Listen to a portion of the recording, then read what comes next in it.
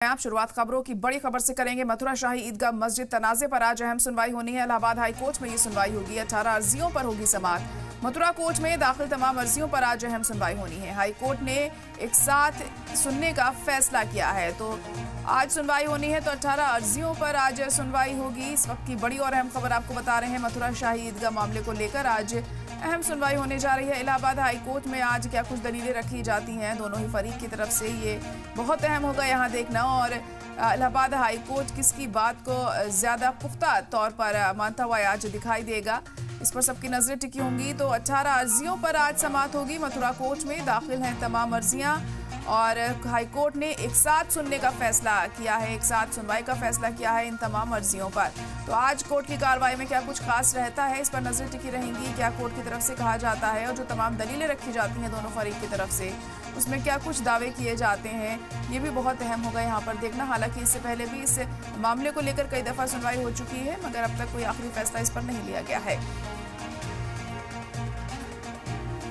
और हमारे नुमाइंदा मोहम्मद गुफरान इस वक्त फोन लाइन पर जुड़ चुके हैं। गुफरान, तो शाही ईदगाह मामले को लेकर आज अहम सुनवाई होनी है, क्या जानकारी इससे मुताल्लिक? मथुरा की शाही ईदगाह और श्री कृष्ण जन्मभूमि विवाद का जो मामला है वो इलाहाबाद हाई कोर्ट में चल रहा है।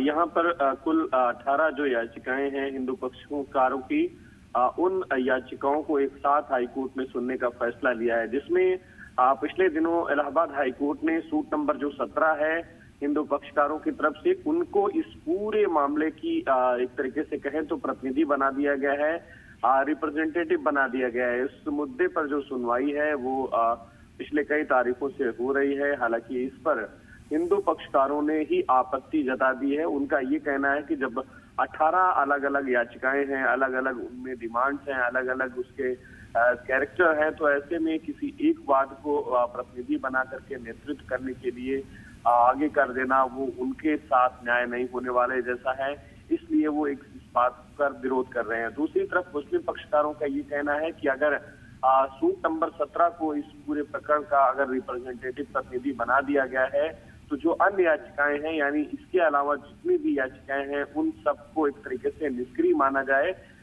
ये बातें जो है मुस्लिम पक्षकारों की तरफ से कही गई थी लास्ट तारीख पर। आज भी इस पूरे मामले में इम्पोर्टेंट जो सुनवाई है वो होनी है। अब देखना होगा कि आज भी जब सुनवाई हाईकोर्ट में शुरू होती है तो ये नतीजा कहां पर पहुंचता है, ये मुद्दा कहां जाकर के टिकता है और हाईकोर्ट इस पूरे मामले को लेकर के क्या कुछ आदेश पारित करता है, ये फिलहाल जब दोपहर 2 बजे जस्टिस राम मनोहर नारायण मिश्रा की जो सिंगल बेंच है जब वहां सुनवाई शुरू होगी तब फिलहाल साफ हो पाएगा।